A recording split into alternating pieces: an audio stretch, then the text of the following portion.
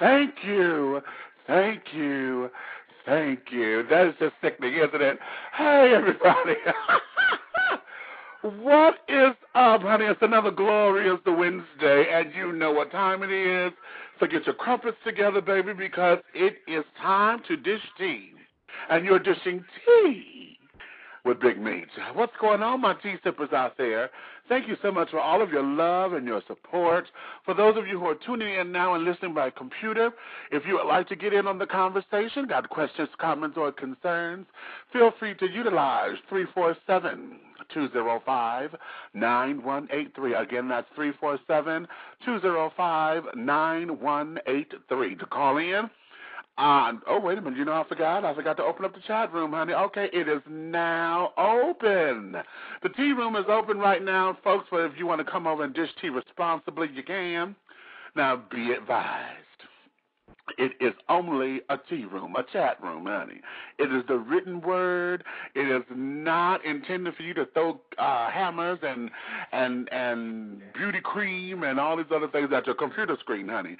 It's okay to agree to disagree. Just please don't be disagreeable. Dish your tea responsibly, okay?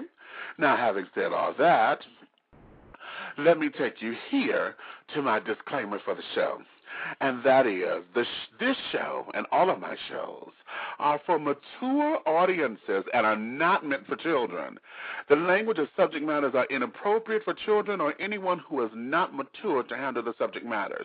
So your listening discretion is advised. Again, your listening discretion is advised. Now, those of you who are new to the show, you have to understand I have a potty mouth. I don't make excuses for it, and nor do I tone down my guests. So if you're easily offended, I gladly thank you for your support, but this may not be the show for you. So go ahead on and, turn away now because you've been warned thoroughly, okay? Now, today's show, I titled it Classes in Session, Divas. Take it to the floor. We have an exciting guest for you today who is just a child. The name speaks for itself. I'll get into my guest in just a few moments, but before I do, I have to say hello and thank you to all of my sponsors, those who are helping to make Dishing Tea what it is and keeping me afloat. So let me start here with Trade Day Management and PR Firm. At Trade Day, enjoy a touch of Southern hospitality with a universal appeal. For all of your public relations and entertainment management needs, contact Travion Davenport at 678-523-3088. Again, that's 678-523-3088, or email her at tradedaypr@gmail.com. That's Tradeday, TREADAYPR@gmail.com. Pharaoh's Treasure Box. Fine art, unique jewelry, and sensational 3D silk floral arrangements. Creations by Taps. For all of your decorative needs, contact Pharaoh's Treasure Box at 248-688-5178 or 5179. Again, that's 248-688-5178 or 5179. Or you could email at pharaohstreasurebox@comcast.net. Pharaoh's Treasure Box at comcast.net. Parisian Wine Productions, music to lighten your spirits and lift your soul, specializing in gospel and inspirational house dance music tracks for all of your Christian settings. And for that Christian dance music, for information, contact Paris Hairston. He's the CEO at 347-406-7734. Again, 347-406-7734. Or email him at paris42268@yahoo.com. Again, that's paris42268@yahoo.com. Life Fellowship of Christ Ministries. Live in freedom everywhere, LIFE. Reverend James Coleman is the leader and founder of the Ecumenical Social Justice Ministry, brought forth to free the oppressed and introducing a fresh approach to the Christ consciousness. Contact Reverend Coleman at mustardcole@yahoo.com. That's mustardcole@yahoo.com. Or by phone at 313-833-9278, 313-833-9278. Icham Vidal Couture. Enjoy high fashion with a luxurious twist. Step into the future with fresh, innovative couture. Designs by Miss Michi DeVille. For more information, contact Michi at 313-996-9807. Again, that's 313-996-9807. Or you can catch her on Facebook at Michi DeVille. That's Facebook, MICHIEEDEVALE. Big Brothers Network, the BBN, a new online web magazine designed to show the world the class and style of the debonair man of size and his admirers.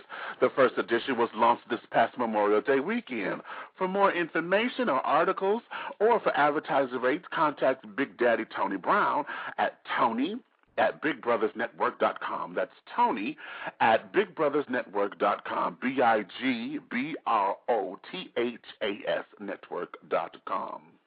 Also, we have ShowtownTV.com. That's www.show-town-TV.com. We are not a website. We are internet television. Carlon Regina Dixon is the head videographer of this establishment. If you want to create your own television show, your own music video, or any special project that you have where recording is involved, Showtown TV is your place. Again, for more information, go to Showtown TV, SHOWNTV.com. All right.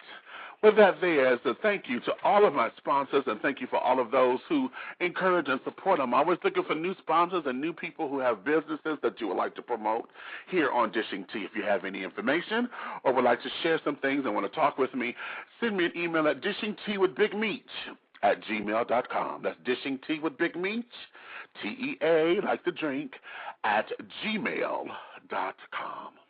All right. Now let's get into this thing. Ciao. My guest, I'm about to bring to you, honey. My guest got his popularity and became the apple of the entertainer's eye when he made his debut as the fierce, over the top, half out of his mind den mother with P. Diddy's Making the Band Season 3. What folks don't know is that prior to that, honey, he's an accomplished dancer, accomplished choreographer, and now we're going to add to his title, Diva Maker, because Jason Williams, honey, is just that. He can take and mold you and bring out the inner diva that lives within all. So at this particular time, without any further ado, dishing tea with us will be Mr. Jason, the Diva Maker Williams. Jason, my baby. Hey, sister. What's up, baby? Divas! Oh! Hi, Big Meech. What's going on with you, sister woman, sister girl, honey love? Honey, I am in New York having a fabulous time, finding me again, honey, enjoying the spirit of New York, going to all the open mic nights and the performances and the Broadway shows, and just having a ball. Oh, I can't stand you because I miss New York. I really do. It's New York is something, honey, that you can't explain it. It's a spirit that you get here that you can't get anywhere else. Exactly. It ignites your whole work ethics and just your whole artistry and everything. Really? Well, I agree. I totally agree. Now, you know what? We're going to get started at the beginning because what I want to do is I want you to take this particular time and take us back to the beginning. Take us to the days when Jason Williams was just Jason or Lil J. Okay, emerging to be the Diva Maker. Give us the journey to take us up to the point where you became involved with P. Diddy. Okay, well, let me just start off from the beginning since that's what you asked for first. Well, I really grew up with no mom. I'm going to get a little serious on you right here. I grew up with no mom and no dad. I was in foster homes and stuff like that. So what really ignited the diva-ness was that I would say that I started listening to Aretha Franklin, Billie Holiday, Bonnie Raitt, all the great divas of their time, as well as looking at movies with Betty Davis, Diana Ross, Joan Crawford, all the legendary divas, Marlene Dietrich, and I would say, and listening to Donny Hathaway and Marvin Gaye, so I would say that they were my parents. They're what raised me. They what kept me, basically started me with the music and the love for the arts. It was to play The Wiz, going to see The Wiz with Stephanie Mills, that started me really to say that this is what I want to do. You know, so growing up without parents, you tend to daydream. You tend to find a source of something to escape, you know, coming from abusive foster homes and things like that.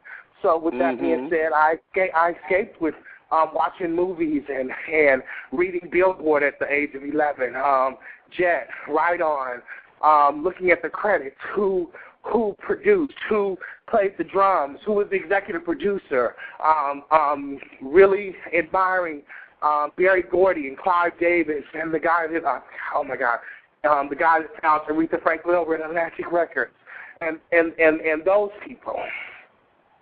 So that's how I got my start.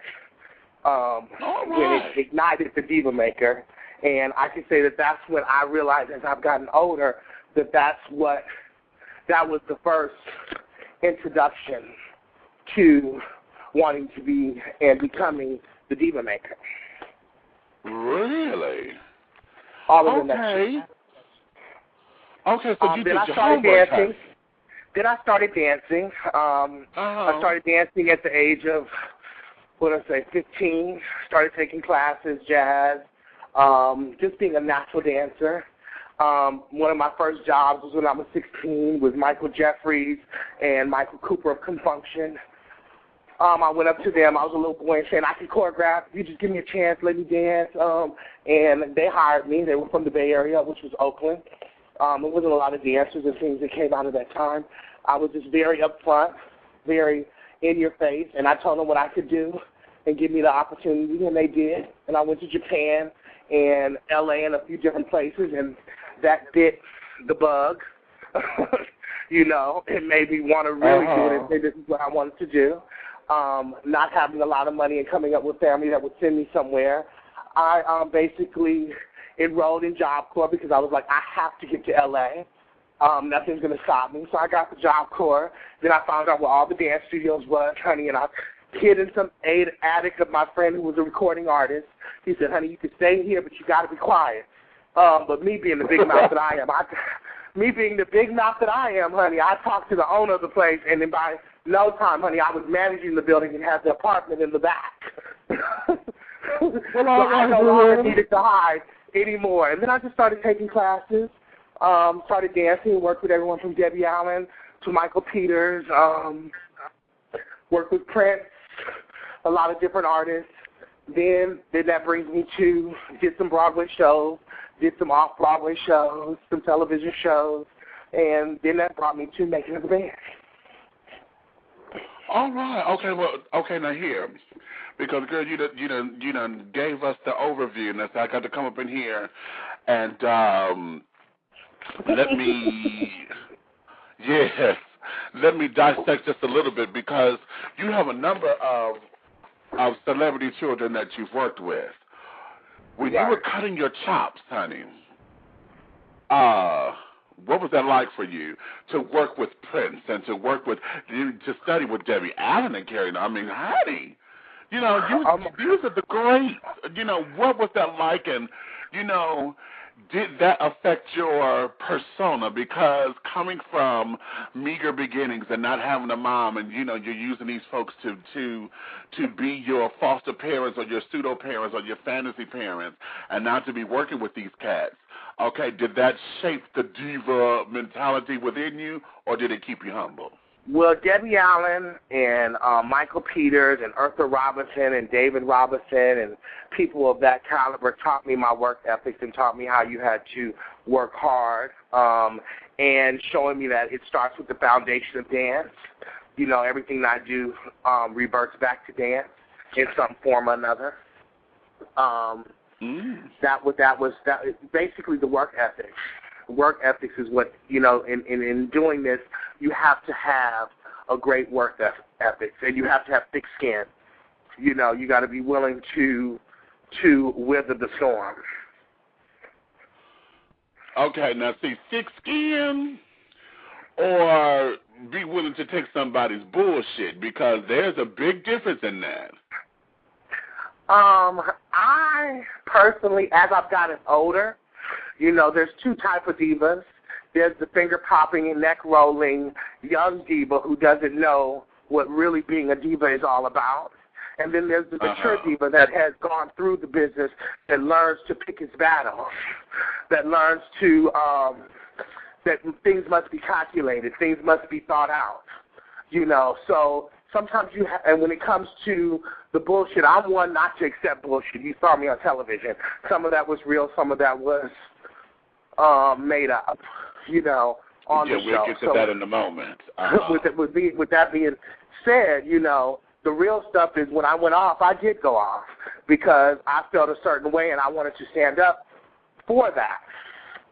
But, you know, in getting older and learning, sometimes you have to pick your battle, you know, because there's bigger fish to fry and there's a bigger picture. And destiny that you're trying to get to. So when you're young and you're trying to get there and you feel like you need to speak up all the time and be the outspoken one, sometimes it doesn't work to your advantage. You have to become respected first. I mean, of course, you don't have no one working you like a slave and just not caring about you and blatantly disrespect. Of course, I wouldn't allow that. Diva Maker, honey, would not allow that. But with knowing what I know now, let's just say you learn to pick your battles. Okay. Now, see, someone just put this question in the tea room, honey. And the question let me hear the tea, honey. The tea room. Does the young diva eventually evolve into the mature diva? The fabulous question. Thank you, Dina68. If he knows the format to being a diva, if he learns that and applies them. The format to learn them and to apply them. Interesting. And that being, you must have confidence, of course. And most divas have too much confidence, a lot of confidence. When we start off as young divas, that's the first thing that we have is confidence. But you have to learn how to be poised with it. You have to know your craft. You must be humble. And you must have a great work ethic. And all that being said, you must have your business together. Those things you involve. Okay, lovely. Now, let's go from, so you've been molded, you've been shaped, you develop a sense of a wonderful work ethic, you have been batting down the hatches, you're about to step out on faith. Now comes Puff Daddy, P. Diddy, Sean Combs, whichever name we're going to call him today. He comes about, and this gig is at your footstool. Okay, take us through this journey. Well, basically, my friend, associate acquaintance, all the above, Lorian Gibson called me for the thing and for the job and said that she had been talking to me about Puffy, thought I would be great for the show, my personality and everything. And she called me one day, said, "Are you ready to go? Get on the plane the next day, come on down." I auditioned in August, right along with a whole bunch of other people that they already kind of knew I was going to have the job, per se, because that's why I was being flown in. It was just an audition to basically, for camera purposes. For formalities. Yeah, and I'm sure if he would have saw someone that really caught his eye, it would have been a different thing. But Lorian had already been calling me and letting Puppy hear me on the speakerphone and getting the real me when I'm hooping and being crazy. And I got the job. He wanted to know what I would do. He wanted me to be over the top, from what I was my understanding, because the questions that he asked me, what would you do if a girl wasn't together and you needed her to get together? I said I would have that bitch wrap up in a sarong, honey, and hit it. Take a sheet or something. I forgot the exact words. And I would get her there. She said, if the girls had the wrong shoes on, I said I would tell those bitches to put their shoes in a brown paper bag and burn them and use them as kennel. So he kind of knew what he was getting into. And me, to be perfectly honest, I took the job very seriously. I thought we were about to make the next, after Beyonce and Destiny's Child has shut it down completely. Right. Doing a girl group, these bitches would have had to be fierce. There was no way in the world any girl group right now is going to come after Destiny's Child and shut it down, because they basically have done it. Singing, dancing at the same time, falling downstairs, rolling back up, getting up on the key on the same note and hitting it. Honey, no one really can do it any better at this point. So I went in there really thinking that I was going to hit it. Mind you, the producers, when I got there, Lorianne wasn't there, Puffy wasn't there. I hadn't seen Puffy since the audition. No direction whatsoever. Just go in there and deal with the girls. So I got there, and the producers was telling me, I want you to make the girls get your bags out carry your bags in. So I came up with the line, honey, from like an old Betty Davis movie with the essence of it. It was my line, like, honey, could you be a lamb and scurry over there and get my bags out the best of you? And I came in swirling them, you get my Louis, honey, and I was just being more charismatic and making it more like a character of one of the old movies. If you ever seen The Man Who Came to Dinner with Betty Davis, or you ever seen All About Eve, of any of those movies, you saw how she talks really fast and she comes through the doors and things, and she orders around and things like that. So I took that essence, and The Man Who Came to Dinner is about this guy who falls, coming to meet some people, and raises complete hell in the house. And it's a hilarious movie. One day I hope to play it, the remake. Oh, okay. And so then basically I got the job, went in thinking it was something real, and I encountered 20 girls. The producers are telling me, honey, it's no drama. It's 20 girls. They all get along. They let me come into the back room and see who's what. They showed me each girl. Occasionally they would bring me into the back room, let me see the room, see the girls talking about me, knowing that I would react a certain way, and telling me that they needed me to get this girl to say what she said over here, basically stirring up a pot. I never knew that I was the basis of the pot. At the same time, they only needed me for a certain period of time, while Puffy, Lorianne, and everyone was gone for the Grammys and Puffy's birthday. This was around November. So Puffy was in San Tropez, honey, cleaning glasses. He was not thinking about MTV's Making the Band. Not San Tropez, honey. Shut up, child. He was. And Lorianne was choreographing for Alicia Keys, and they left me there. And these girls, they were like, okay, so I started off, I had gained so much weight, so I was like, honey, let me have my people think I'm at least trying. So I got rid of the carbs out the house. I figured that it would be great for the girls because they're trying to be in a group. Mind you, the producers and everyone loved Aubrey and Andrea. I personally liked Andrea because she could sing. Aubrey, she seemed to be Jessica Simpson, Britney Spears, and I wasn't really impressed. There was a lot of girls on there like Mila, Patty, Levante, who could sing. So I was trying to bring those girls to the forefront. And the producers really didn't like that. They wanted me to sign something that said everything that I say or do is owned by MTV. And I wouldn't sign it. And then the following week, I got, they told me that they wanted me to leave. And then there I was. And then when you saw me blow up, it was real. So you heard me saying to them, honey, I'm the one up in this house with these bitches. Puppy's not here. You told me to do some of this stuff. What are you talking about? I'm too much. And telling me that I'm cursed, but on the same network you have on the Real World, them cussing and sitting and fighting and everything else. Oh. Okay, now see. Let me press pause right there because, of course, you know, I had to go Google this and YouTube it and shit because I remembered you on the show and I just had to refamiliarize myself with it because I said, child, he was only there for what, 2-3 episodes maybe? 4. And when I saw that, okay, it was 4. No, it might have been 3. 3 or 4. So when I saw it, I was like, okay.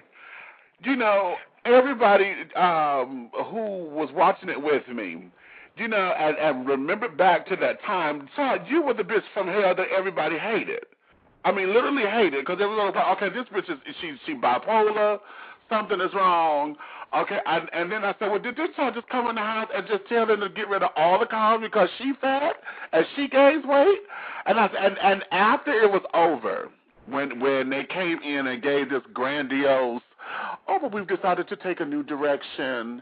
And, honey, we just wanted to let you know that, you know, your time is up. And if you notice on that same episode, when Lorianne came, because she had been gone for 2 weeks, so when she came, she was like, oh, my God, you guys look fabulous. What they didn't show you was that I was up at 6 o'clock in the morning going to the gym with some of the girls that was overweight. When I took out the carbs in the house, there's no locks on the doors. There's Burger King. There's all types of places. People were buying $400 shoes, Manolo Blahnik shoes. Aubrey and Andrea, honey, was buying clothes and changing ribbons and barrettes all day long. They had credit cards. I had went, and it's one scene where I look at the little girl, and me looking at it from the television, from you guys' viewpoint, it looks like, okay, this big old queen just came in and said, honey, there's no cuss in your stomach. And she's begging to eat a sandwich. That's not how it happened. What happened in that was I went to go take dance class for the first time in I don't know how long, and that was about, I had to get on a train, go to dance class, take an hour and a half dance class. I took like 2, get on the train and come back. So you're talking about 4 to 5 hours gone. When I come in the house, tired, wore out because I can't believe I went and took the class, she's sitting on the couch crying. And I'm like, honey, what's wrong? You took all the cards out the house, and I am hungry. And I'm like thinking, well, honey, why don't you sit and get something to eat? Now, there's a black girl on the show and a few Hispanic girls on the show who's a little bit more abrupt in their culture. Honey, they were eating. It was only designed for the people that really needed it, and it was no cars in the house. Then I'm going like, you can eat, honey. You're not that big. You're not malnutritious. And then they see me say there's no cussing or something. Only because for an hour I've been damn near keep talking to the girl, trying to tell her, honey, you're not big. This is not for you. You can eat, honey. Well, I want a sandwich. If I want a sandwich, I want to have bread in the house. I said, well, there's no bread in the house. And then she's like, well, then that's when you say, honey, I'm like, you are not dying. First of all, when you sit down, they're smushing your stomach, and you're about to be in front of a group anyway. And if you were malnutritioned and starving, you would be sucked up and cut up. And there would be no fat on you. So stop crying. And if you want to stuff yourself with 7 cheeseburgers, go ahead. I don't care. That's what they got, and then that's what they used. Because I had been talking to her for an hour. I was frustrated. So all they heard was me go, honey, there's no cuss in your stomach. So what? And then they didn't get all the rest of the dialogue. Then they hear me say, well, look, go stuff yourself with 20 hamburgers at Burger King. I don't care. So then they saw me screaming at her. Then the other times, Aubrey, when she comes to me, we already don't get along.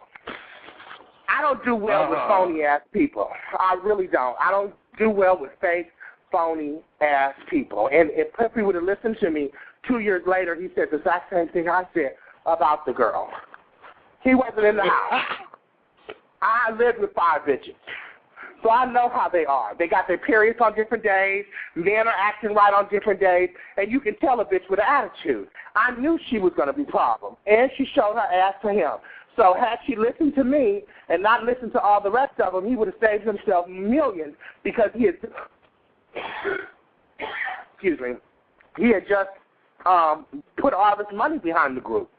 And then she's out posing Playboy talking about, I don't mind fucking on my period. What's wrong with the little period blood? I said, it's all the gutter, no, wall paint, she said. Without all the gutter snot, gut bucket things to say. And then in the same breath, talking about Obama. I'm like, honey, you would never be on the seat with Oprah or Obama talking like that. And Puppy's about to let you go. And sure enough, Puppy let her go. So, and then with her, she came up to me and talked about, who do you love, who do you date, what do you want to be in life? All in the same breath. And I remember the producers telling me, try not to curse so much, all in a row, because it's a lot of beeping that they have to do. So I had to pull myself together from just throwing this bitch out the window from coming to me with that bullshit. And I'm like, I don't even like it. So I said, you know what, honey, instead of you worrying about what I do, who I date, and all of this shit, honey, what do you do? Right. And then she started singing. And she sounded like a cat, a canary, and a rooster fighting. And I said, five canaries, a cat, and a rooster fighting. Shut up. And so I just look at her and go, instead of saying, and I just say, I remember. Then they're going to confront me, and what they don't get, what you guys don't get, is that a lot of the girls were backing me up, but they didn't show that in the meeting. They just showed me and Aubrey going at it because they wanted to build her character up to look like she came from me. And that's why I told her in the thing, I did give you constructive criticism. I gave you the constructive criticism that they would give you if you were performing them. You're fucking boring me, bitch. So I'm going to look at my nails. You know, if you do a show and it's not hitting, bitches are going to the bathroom. That's it. And worrying about their work the next day. So that's basically what it was. I took it a little bit too serious, and I really wanted to do the group, and I really wanted to make it happen, and, you know, they were doing TV. But I've learned a lot from that experience, you know, and doing your own shows. That was my next question to you. And doing your own shows. That was my next question. Mm-hmm. And the format of reality shows and things like that. You know. Wow.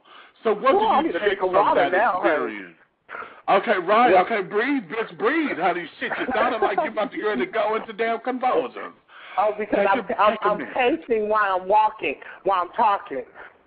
And I'm in New York, honey. It's hotter than a witch's pussy here, honey. Listen, honey, don't start no calamity because we're rocking that same heat wave down here. It's damn illegal. And shit, the devil done asked for an air conditioner, honey. Shit. Okay. I know they did. What did I learn? So I just learned to pick my battles and to have my business together and to have an understanding when going into things, a clear understanding. Really? Okay, let me go here to something that's a little sensitive. However, it happened. Now, I wasn't there for this blow-up, but I was there during the first run when we were in Detroit with SKC. Okay. And I know... okay, yes, we're talking about Soul Kitten Cabaret. And I know that's when we first met, and this, that, and the other, and we hit it off like two sisters, honey, you know, Nettie and Celie, you know, at the end of The Color Purple. Okay. Okay. I always want me you. Okay. So, with that, what's the question, girl? What's the question? Give it to me. I know you want to. Well, the question is, you know, there were some dynamics there. The police were called and this, that, and the other. And coming from, you know, the whole reality series, and that happened with you on Making a Band, and then we're here a year later with Soul Kitten. What happened? What was it? Was this... without getting personal, because I don't want without getting too personal, when you have strong, passionate friends that work together, that are doing things and working together and bringing you in, and you are working on a project together, and they're passionate about what they do, you're going to bump heads.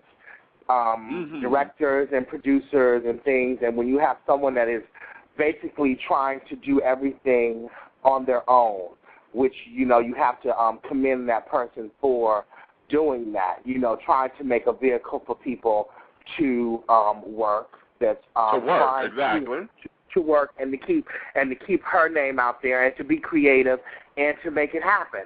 And when you have that going on, and all of those elements you're going to have, and then when you're so close, like family, I mean, that's Nikki's like my sister. I mean, she is my sister. Her mother is my mama Nunu. Her sisters are my sisters. And that's what I think of in my heart. So when you are that strong in familyhood, it's a fine line with working with friends.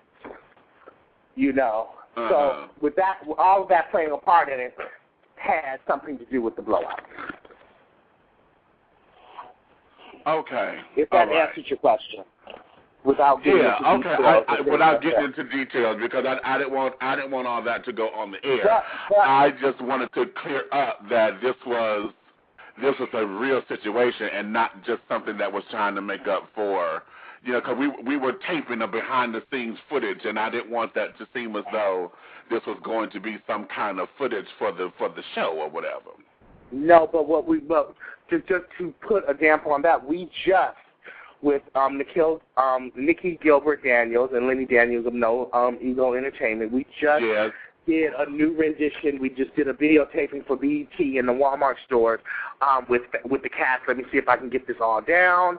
Fantasia, Faith Evans, I believe Monifa Carter, Crystal Wilson of the Players Club, newcomer singer, songwriter, and actress Sarah Allison Duke, who's a new phenomenal entertainer, young, beautiful. She's lovely.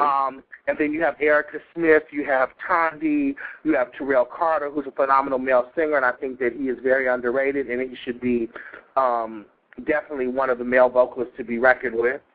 He's done a lot of the Tyler Perry plays like Meet the Browns.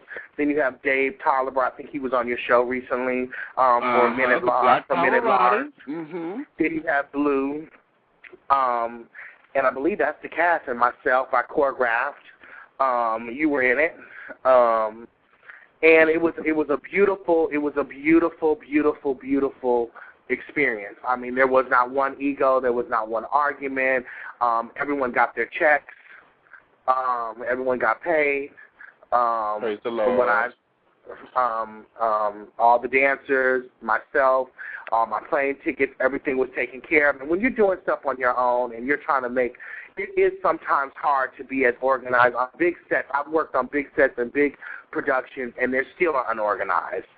This one was a great experience, and taken from that, Nikki's doing a pilot, and she's bringing the same cast together for something that's going to be real gritty. Basically, it's going to be gritty. It's going to be something like for HBO, Showtime, type of show, and it's going to be great. All right, for being real gritty and things, honey. We love that grit.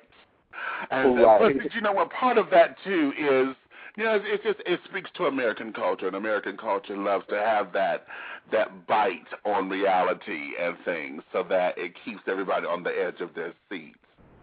So now, we're working with this particular rendition of Soul Kittens and Carrying On. Yeah, we have gone to Columbus. I mean, not Columbus. We went to Greensboro, South Carolina. North Carolina. It's basically a play about how far you're willing to go for the price of fame. It's basically a show that basically tells the story of how far you're willing to go for the price of fame. And in a nutshell. And it's a cast of great. It's a cast of great women. It's a vehicle that No Ego Entertainment is giving people the opportunity to work, especially young Afro Americans or Afro Americans. Period. A vehicle, you know, when it's not a lot of vehicles out there for us as a people. Mm-hmm. It was just a great experience. You know, I was able to really shine with my dancing and choreography and direction, as well as working with a few great people, such as yourself, Big Me. Yes. Because I had an entertaining time with the dancer. There's one in particular who reminds me of Cherise, and that little bitch, wow, she's phenomenal. I'm gonna show you her picture because I don't know her name, but that bitch there, I was like, oh my God, she is absolutely to kill for. What did she look like? I was the dark skin when they had the cute hair. She looked like Cherise. You talking about Candace? Oh, I know exactly who you're talking about. You talking about Candace? Baby, that little heifer right there. Wow. Yeah, she was. She was great. Now here's the thing, because see, you came back with the show. We were all there for the DVD taping and things that's soon to be released. Now, here is where Jason comes in, the Diva Maker. Let's go into now you building the divas and taking those courses and things. Give us the inside track, darling, as to understanding, you know, your steps. And you were saying one has to have confidence and this, that, and the other. But in building the diva and understanding who the diva is, tell us an overview of your program. Well, basically, I do deal with dance. I like to have start with a dance foundation because most of the artists that I'm working with are singers. And regardless if you're going to dance or not, I think it starts with movement and discipline. Again, I talk about poise. You must have poise, a sense of class about yourself and not degrade yourself. Because in the long run, you are marketing yourself as a brand. We're in the business. Basically, we're in 2010. Back in the early 90s, you know, the record companies got money from just your album sales. Now they have the 360 record deal, and basically if you're an artist today, you have to be able to sell cosmetics, you have to be able to act, have to be able to dance, you have to be able to sing, you have to be able to do all because they're going to make money 360 all the way around, and they need to make sure that you are a commodity. So they're just not, the record companies don't make money off of just selling the records anymore because Lil Shay Shay is downloading them for free. So, and they're bootlegging it on the corner. And unfortunately, people are going out buying the bootlegs, which they shouldn't, because it takes from the artist. So with that being said, you have to know your craft. You have to know that you're a brand. You must be humble and great work ethic. That means showing up on time, returning your phone calls, returning your emails at a prompt manner, making sure that you have your team together, having a great team, having a lawyer, making sure you have an agent, making sure you have a manager, making sure you have an accountant, making sure you have all those things lined up for you and ready to go when the opportunity presents itself. Basically, that's basically the keys right there. All in a nutshell, those things you need to know. I mean, it's not brain surgery. Okay. You got to stick to the not script. brain surgery. Okay. Now listen, because but it does take work. It does take work. It takes consistency. It takes if you're trying to be a singer, you just can't wake up singing. You must do your vocal lessons. You must have put in a certain amount of time studying your craft so that when opportunity presents itself, it's like brushing your teeth. Don't think that it's going to be a walk in the park because it's not. It's not that. I might be saying it very quickly in a nutshell, but let me make it very clear to you, like myself, who's going to try to present this new Diva workout plan. I'd have let myself get as big as I possibly can get. Now it's time to get smaller, and I'm trying to put together this workout plan.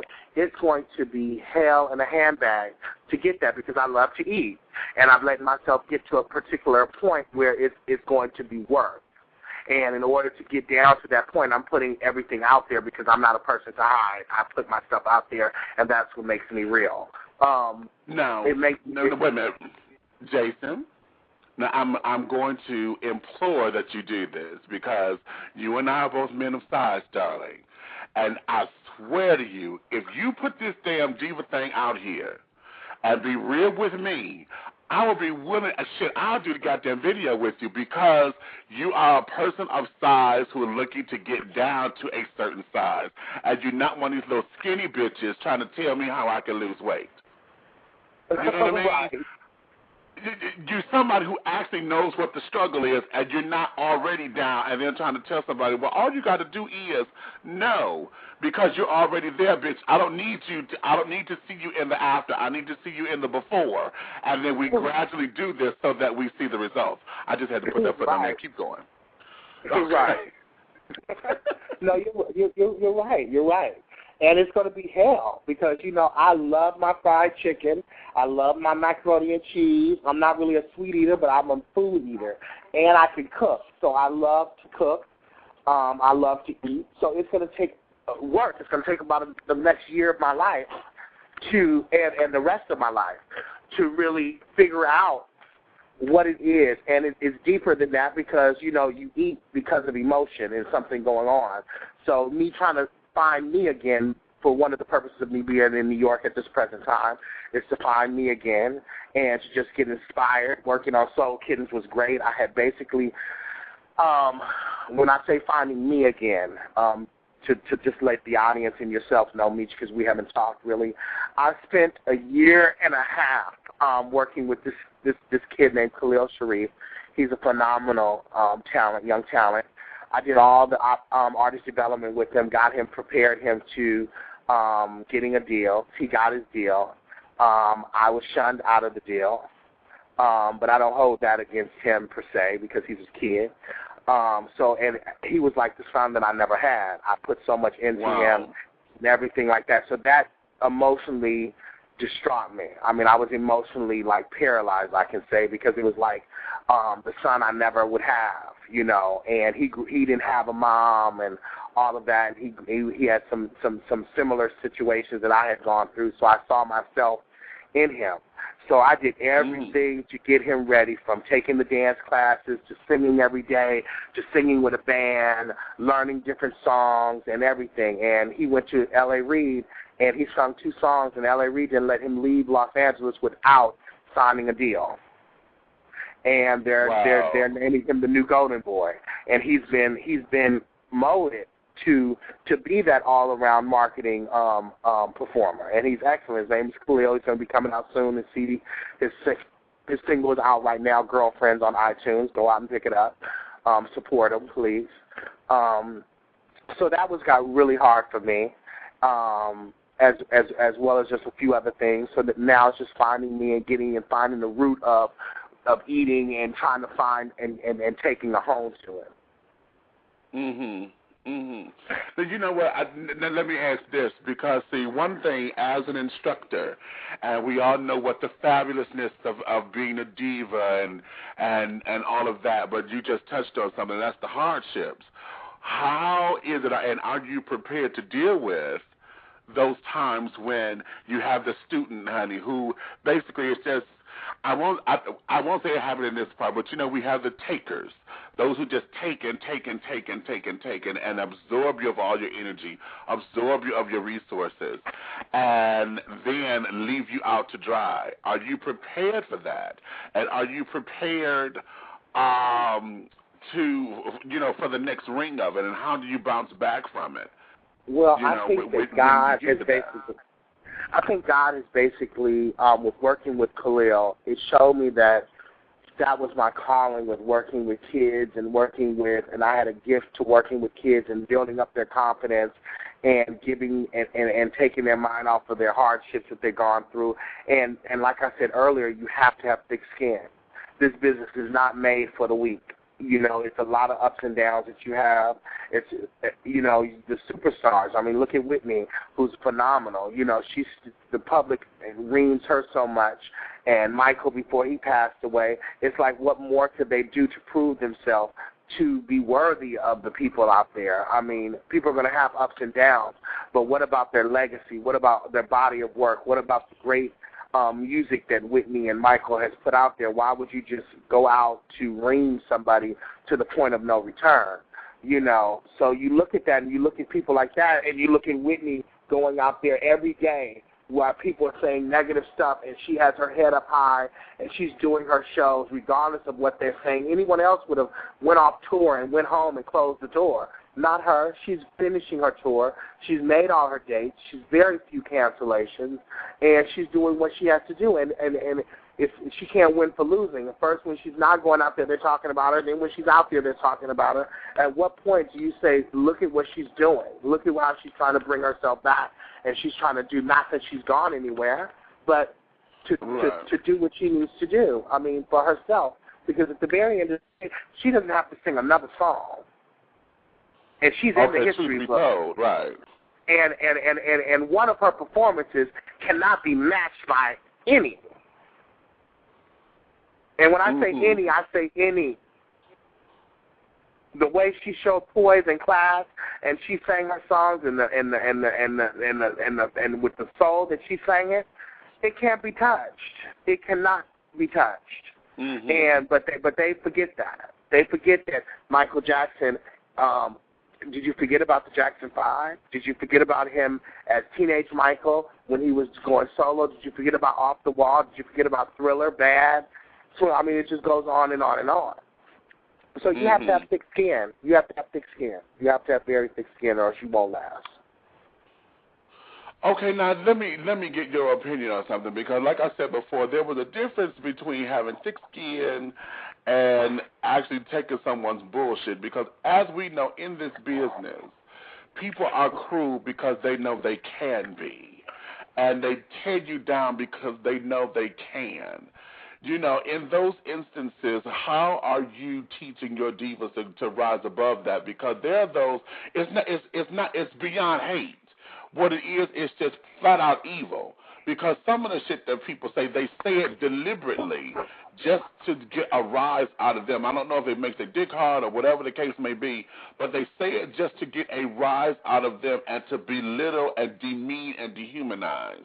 So what is it in your course that allows and to teach those who are seeking their inner divas to rise above that kind of belittlement? Well, I would be lying if I said that I didn't, when people talked about me, I didn't call a few people and say, motherfucking keep my goddamn name out of your fucking mouth before I kick your teeth out of your ass. I would be lying if I didn't have those moments. I would be lying if I said, bitch, if you keep putting my name in your mouth, I'm going to kick you down the stairs and you break your neck, bitch. I would be lying. But as I've gotten older, it's not worth it. It's really not worth it. It's a waste of time.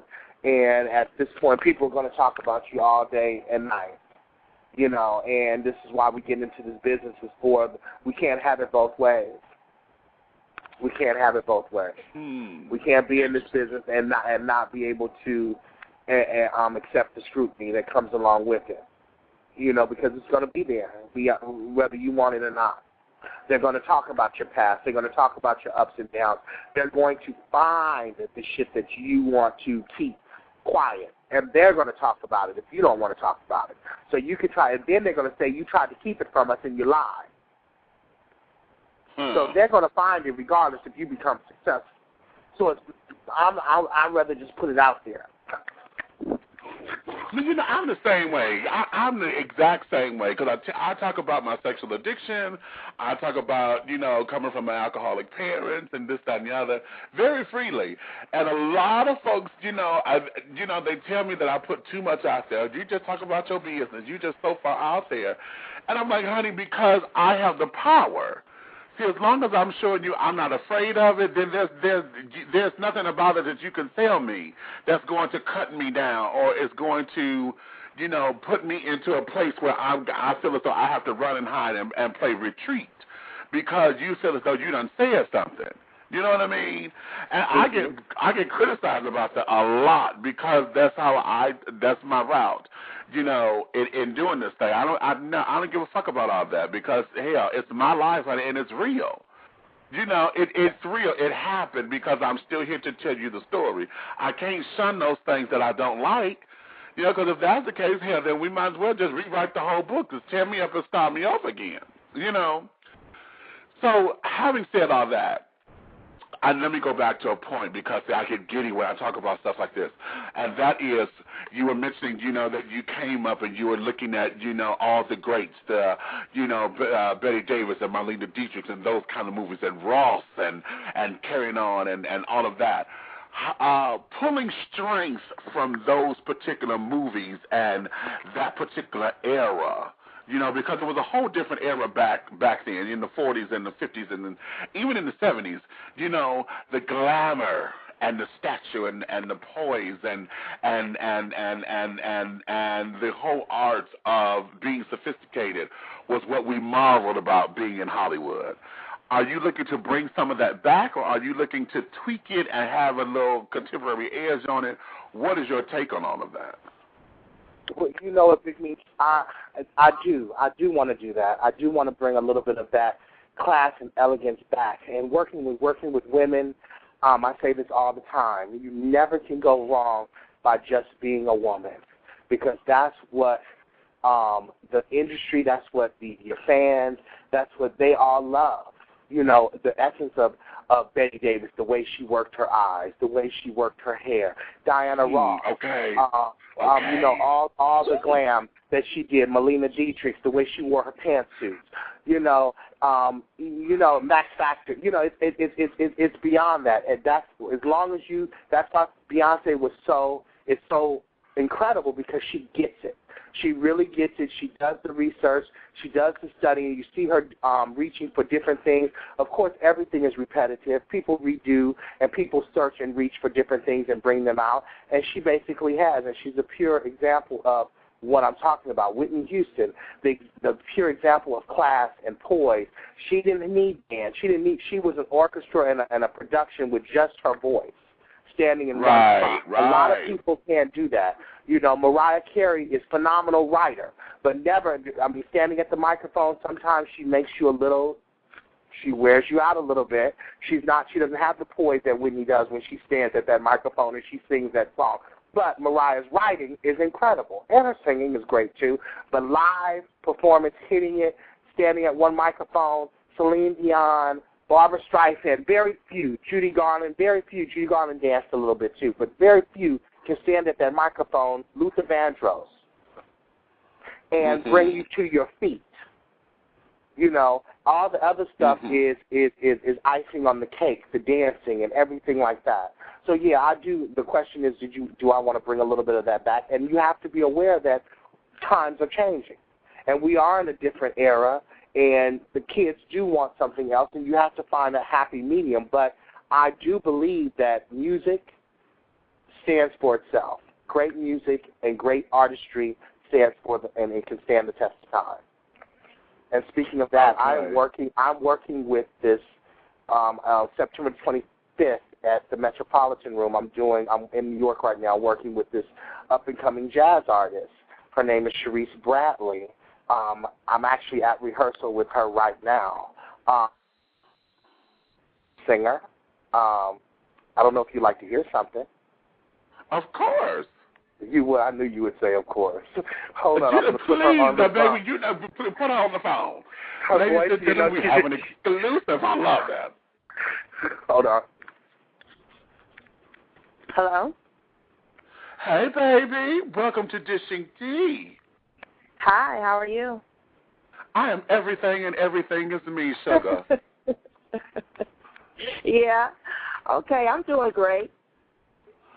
I am doing fabulous. I'm sitting here with Jason and Diva Maker. I'm really happy to have him here. I'm excited about the whole thing. Okay, well, introduce yourself to my audience and then let us know what you are about, sister girl.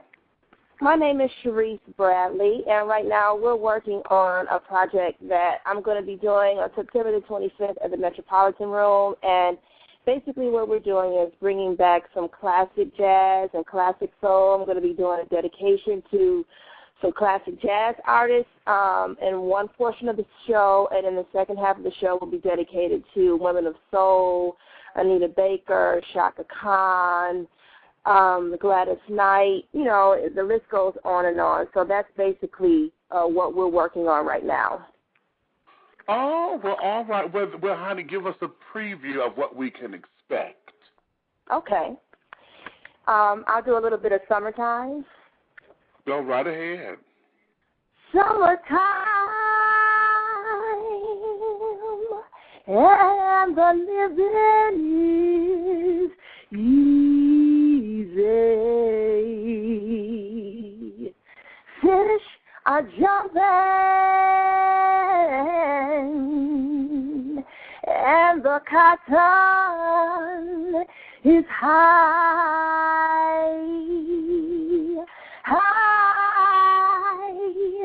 Your daddy is rich, and your mama, she's good looking. Yeah. Yeah, pretty girl. Hush, pretty baby, don't you cry. There you go. All right, bitch. Okay, now listen, honey.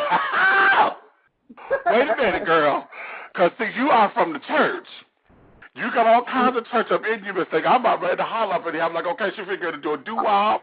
I'm originally I'm a Motown girl, honey. I'm from Michigan. I was born in Detroit. Oh, am I? Mm-hmm. Born in Detroit, too. Yeah, I was born in Detroit, and I was pretty much raised in Flint, so I have a lot of influence of a lot of old school. I love some of the new school as well, but, you know, Jason was saying, you know, the classic music will always stand the test of time, and, you know, that's what I believe in. Okay, now, True Detroit. What side of town?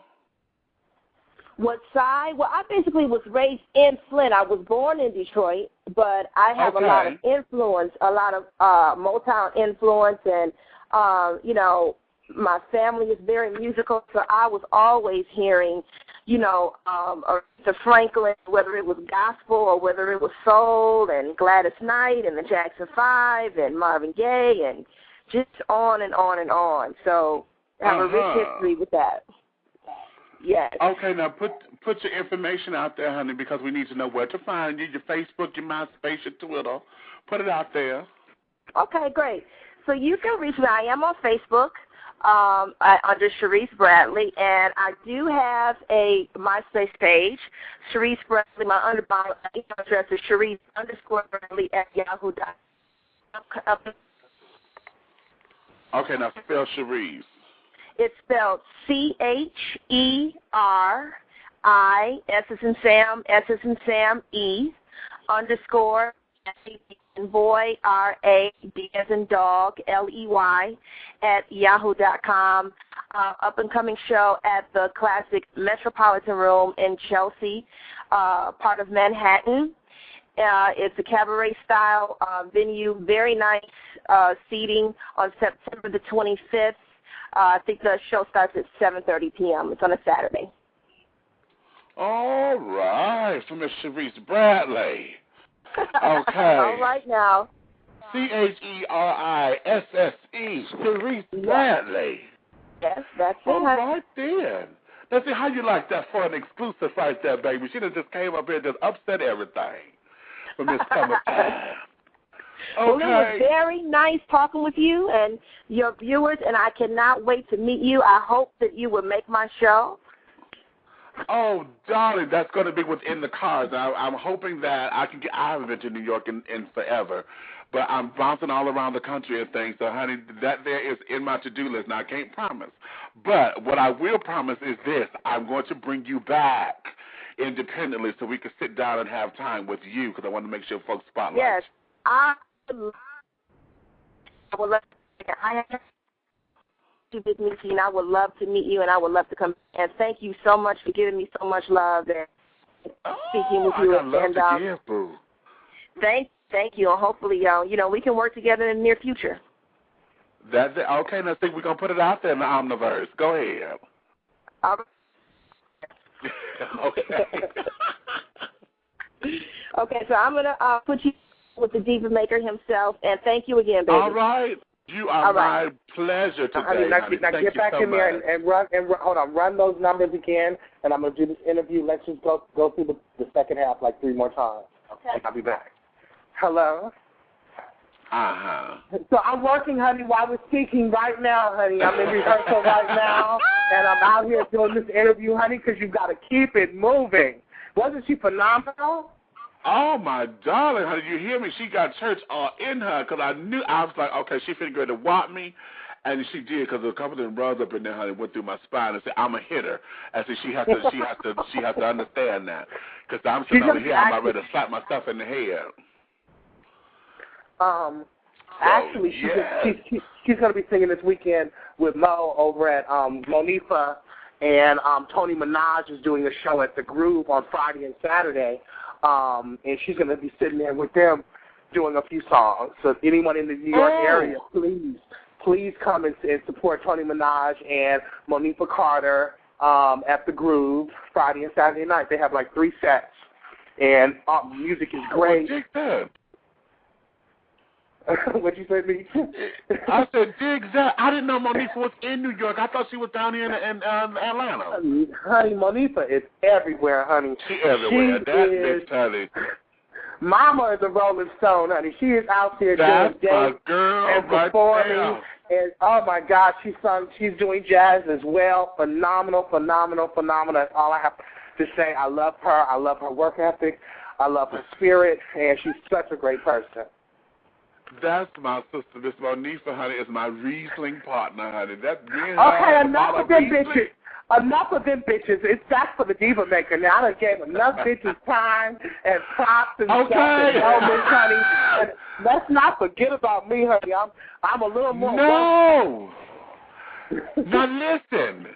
Now, am I reading this correctly that you're in development of your own reality show, The Making of a Diva? I'm sorry, what did you say?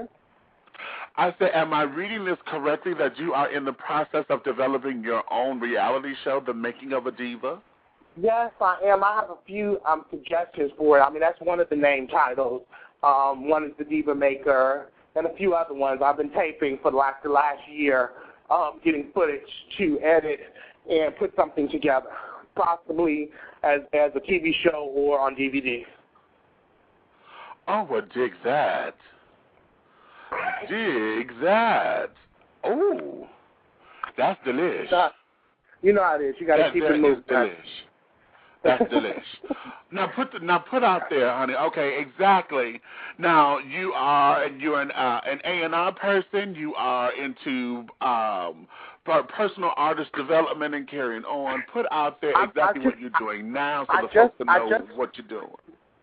Well, I just started a management company called The Bridge Management and Artist Development Firm, where we bridge the gap to your dreams. We are that bridge that gets you to them. We give you all the essentials. We help you out. We guide you.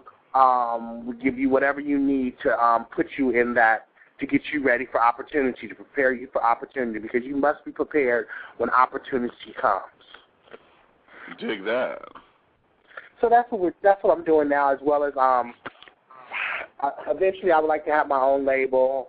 I would like to do more acting. I'm actually going to get the chance of acting recently in Nicole Gilbert from Brownstones and Lenny Daniels from No Ego. They're doing a pilot for Soul Kittens, and I'm possibly going to have some acting role in that, as well as doing some of the choreography and stuff.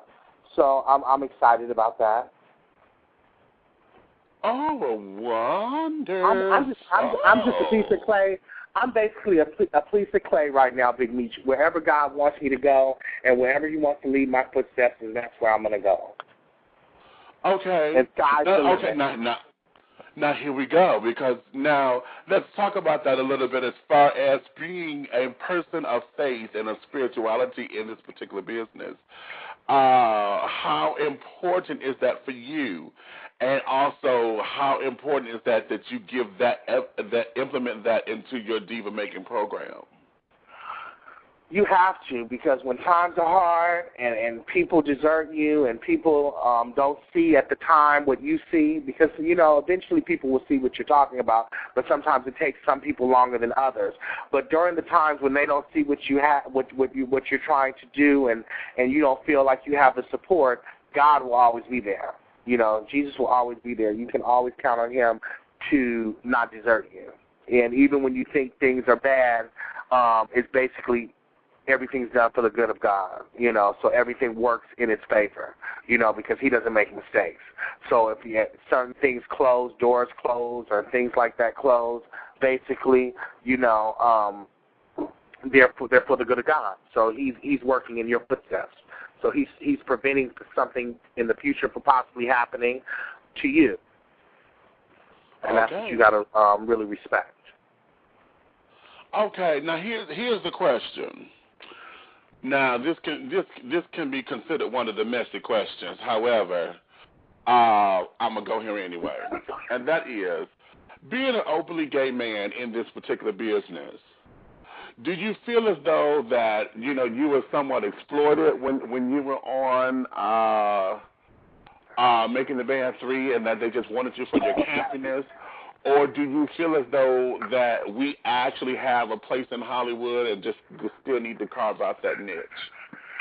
Definitely we have a place in Hollywood. That's been proven over the decades and years that we have a place in Hollywood.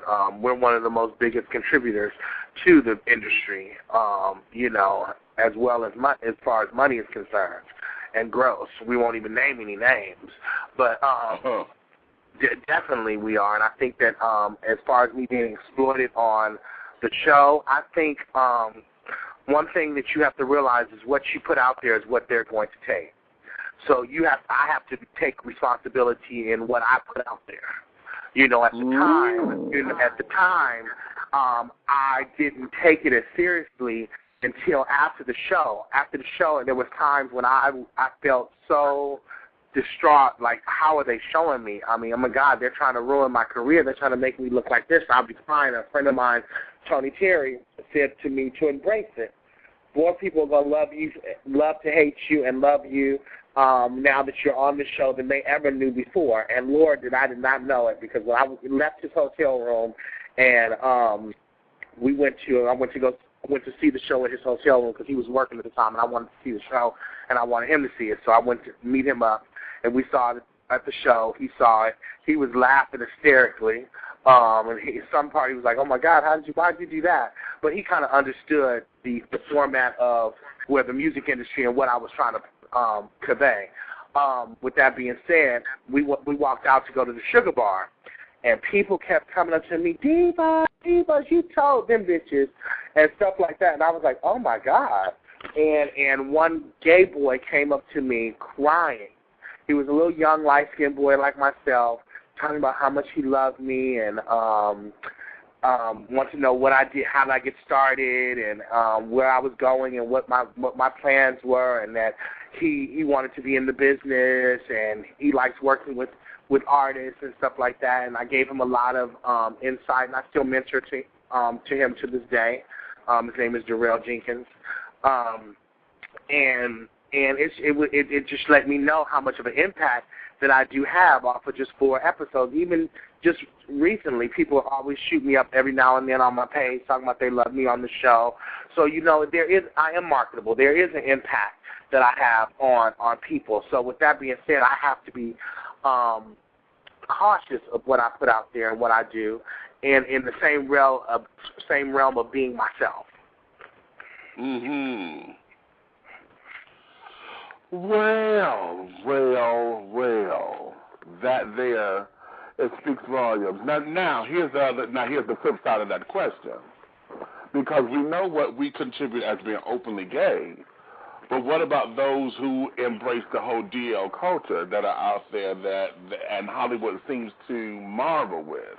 Hollywood seems to facilitate. You know, do you see that as a hindrance? And how did you incorporate all of that within the building of a diva? Okay, Oprah.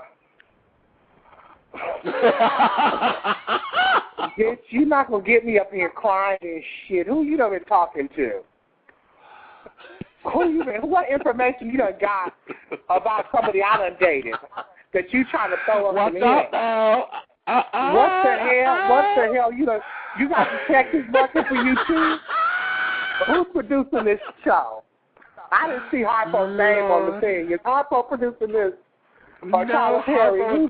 Not yet, honey. Not yet. Put it out there, because shit. Okay, because I went out for Oprah Winfrey Network, honey. Put it out there. Gone. Okay. Oh, well, as far as the Down Low brother, oh, my God, I just got my heart broken by someone that you would say is a Down Low brother, because they always end up going back to the girl, or because they don't really know what they want, you know, and it's you know, they're not honest with themselves, you know, so they usually leave us distraught and heartbroken and everything, and that's a good segment, because one thing that I know that Nikki is planning on dabbling into is this type of subject, as well as just real life, in your face subjects that's across the board that everybody deals with. And this Down Low thing is one of the things that she will be touching on in the show. So your viewers and more viewers like this can stay tuned for something like that. But as far as the Down Low brother, I mean, they're going to be here to the test of time, because they're not comfortable with who they are, and they're not, you know, instead of just coming out saying I'm sexually promiscuous and I'm sexually freaky, so I'm turned on by all, because there's girls and guys that get into everything that you get into, but they're scared that people are going to condemn them and going to ridicule them and throw stones at them, as opposed to just being who they are and saying, this is what I am and this is what I like, and at least I'm being honest with them. You know, and as long as women out, as long as women out there take the first impression, oh, that's disgusting, oh, I hate that, he's sick. As long as they do that, they're going to continue to have the guys lie to them, because the reason why the guys are lying is because it's that reaction right there.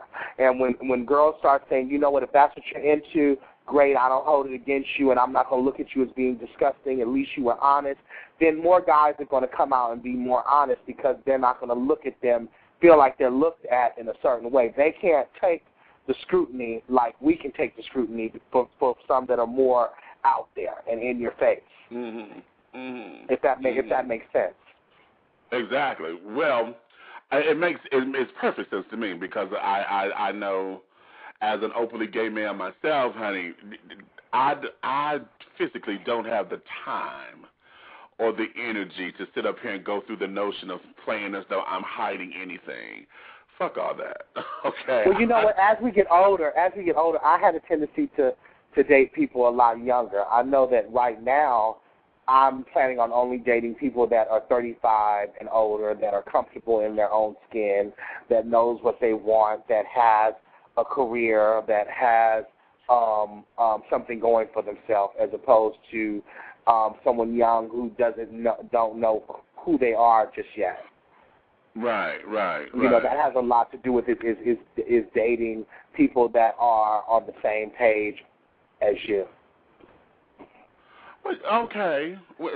I got a philosophy on that, because most of the time it's not dating, it's fucking that folks want. They don't want the dating process of it, they just want the sex. And if they're honest with that from the jump, you're right. You're right, but I'm not a whore. So I just don't fuck. I'm a whore with the person I'm with. How about that one? Now, there's a difference. I'm not sexually promiscuous to the fact that I'm sleeping with someone every other night. I tend to like to be in a relationship. I tend to be a monogamous person. I'm a Virgo. I'm the server. You know, I'm the maintenance. You know, that's just who I am. So I tend to want to be in a relationship. What are you laughing at, bitch? What are you laughing at, bitch? Oh, the server, honey. I'm the Virgo. I'm the server. And I just had something rubbed in my head. That's all. Anywho, I ain't going to put all your business out there like that, child. Ooh. Anywho. What business you know about? Nothing, honey. We'll talk later. Anywho, now let's go here, because I know we focused a lot on the building of a diva from a female perspective. What about the divo, since we got to be politically correct, the man is the divo. What about the divo, the male artist, the man that wants to come out and understand his debonair, his style, you know, his swagger even, you know, how do you incorporate that? It's the same thing. It sticks to the script. It's the same for guys and girls. It's just, you know, the same thing that holds. You know, with guys, it's a little more roughness to it and a different type of, you're not looking at women, you're looking at more male artists. You know, you're basically it's the same. It's the same. I don't think it's a difference in my eyes. Mm-hmm. You know, that's my opinion. I don't see it being a difference. The same work ethics, the same confidence, you know, all of that has knowing your craft. Knowing your craft is the very key to everything. Know what you're doing. Know what you're talking about. Exactly. You know, you can't be, a cab driver can't come and pick you up on a bike. Or as they on a skateboard. On a skateboard. No, you have to have the things that you need. You know, if you're a singer and you're a writer, you don't leave without your songbook. You don't leave without your CD. You don't leave without certain things. If you're a dancer, but you get your heels, you put them in your bags. I remember Sarah. Oh, let's go back to Sarah Allison Duke. You know who I'm talking about, who did Soul Kittens, honey. I started working with her when she was about 9 years old. Just to tell you a funny story, because I know you're going to have her on the show soon. She would hear me, her and another girl that I mentored to over the years, Jamila as well. I would talk to the older girls. I'd be like, honey, you got to sleep in your heels. And just a figure of speech. The mothers would go into their bedroom, Sarah and them at night, and they would be asleep in their heels. And then they wonder why at 19, Sarah can run in 5-inch heels. Right. Okay. Because at 9, she was sleeping in her heels. That's how serious she wanted it. The point of it being not that I make little kids sleep in their heels. It's the point that she wanted it. She heard me talking to some older kids during a workshop, and she implemented it. Because one thing about this business, you have to follow directions. You have to listen. If you listen and follow directions and study your craft, you'll know what to do. And a lot of young people need to realize that older people tell you things based on their mistakes and their experiences. They don't want you to have to go through the same. I didn't realize that until I got older. You know, there's going to be some people that have to learn things. There's going to be some people that have to learn on their own, and there's going to be some smart people that listen to you and apply it and make it happen. Okay. Now, here is, wait a minute, let me get to my switchboard. My computer's kind of slow right now. I got to clean it out. I done downloaded too many things on here. In bringing on a client, if someone out there is listening and want to come up under the guise and the tutelage of Jason the Diva Maker Williams, how does one get in contact with you? What do you expect? What do you want? What do you look for? You know, they can always go to jasondivamaker@gmail.com and email me, jasondivamaker@gmail.com. Or I have a Facebook page, which is facebook.com/divamaker. And you can befriend me, and you can request and let me know what it is that you do.